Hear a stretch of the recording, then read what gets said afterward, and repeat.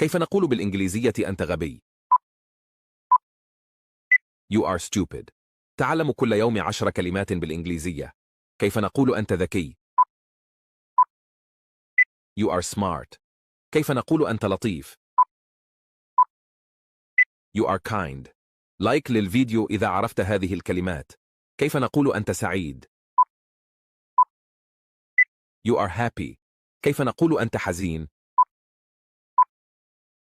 You are sad. كيف نقول أنت قوي؟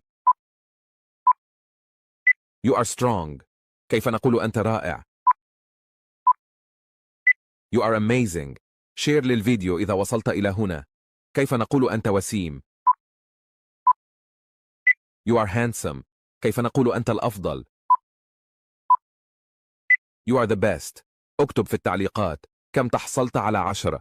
كيف نقول أنت لي؟ You are mine. تابعنا للتعليقات.